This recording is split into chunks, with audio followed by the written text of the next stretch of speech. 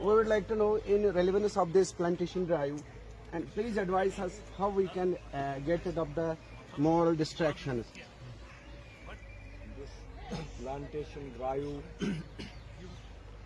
it depicts your moral and environmental consciousness, because when you are conscious about your environment, basically it means that your conscience is alive, because this environment, it has not a fallout on a single family, but this environment as such, it has fallout upon the entire humanity.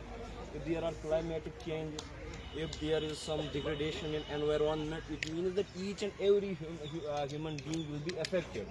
So as far as our religious scriptures are also concerned, you know that our Prophet ﷺ said that you must always lend a helping hand to the humanity. So whenever you plant trees, you are basically what you are doing, you are trying your best to cleanse your air, your atmosphere. You are providing shelter to many birds. You are, for example, if you plant a tree somewhere, even if you are in your grave, somebody comes and he sits in the shadow of that very tree. That very shadow of that tree will be a sadaqah jariyah for you. And you know, our concept of charity in Islam is not only limited to money, to monetary charity. You don't need to be some corporate class businessman to do an act of charity. Our Prophet ﷺ said, "At-tabassum ila wajhi akhika laka sadaqah." If you just pass a smile at your frowning brother, it is as if you are giving him something in charity. So just planting a tree too is a charity.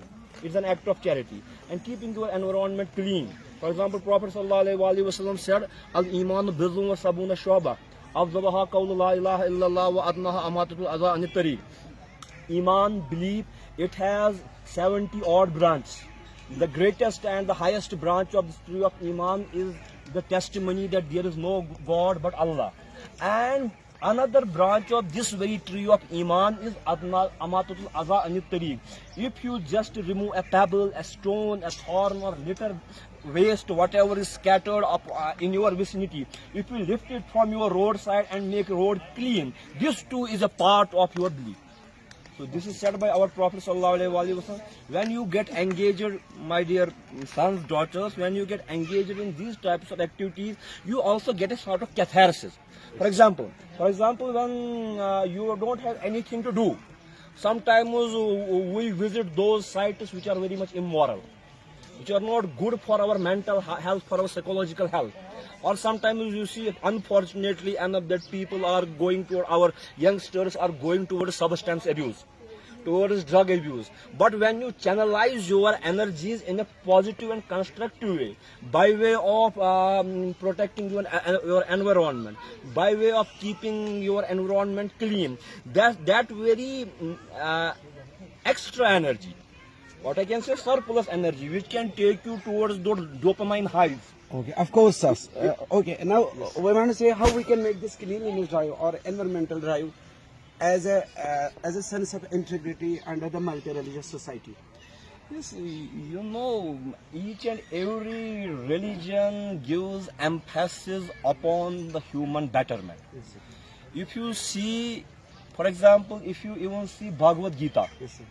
Sri Krishna at one instance he says that whenever there will be immorality, yada yada yadharmasya nirbhavata bharata abhyudhamasya dharmas pradatmanam sujanam sarva dharam samsthapana sayar sambhavami yuge. Whenever there will be this moral imbalance, ecological imbalance, psychological imbalance, then thereupon Allah or God will send anybody who will educate the masses. It is imperative upon him to educate the masses about the general balance of the universe. He will do the prophetic work. He will do the prophetic work. So whatever you are also doing, it is the continuity of the prophetic work.